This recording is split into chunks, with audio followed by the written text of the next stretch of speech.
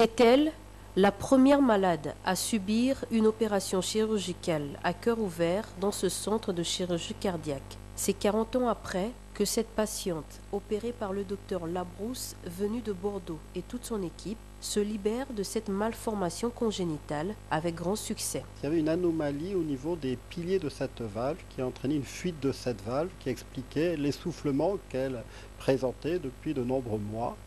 Et donc le traitement a consisté à remplacer cette valve par une valve mécanique. Donc c'est une intervention définitive puisque la durée de vie de ces valves mécaniques est illimitée. Et donc sous couvert du traitement anticoagulant qui sera suivi, elle n'entendra plus parler de son problème de valve mitrale. Le deuxième cas, c'est celui d'une fille de 13 ans.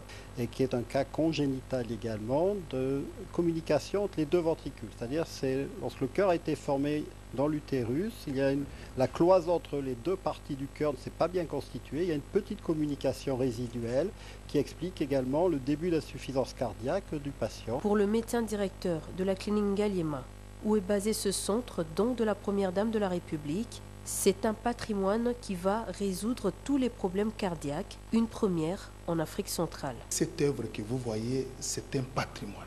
Et cela, c'est pour toute la République. Ici, et pour la première fois dans notre pays, le centre que vous voyez, c'est un centre qui va résoudre tous les problèmes sur le plan cardiovasculaire de tous les enfants qui naîtront avec les malformations congénitales.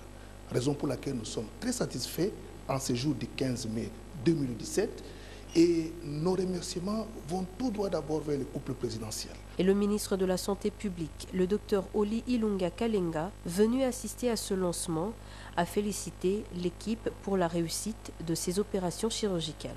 En tout cas, bravo à tous.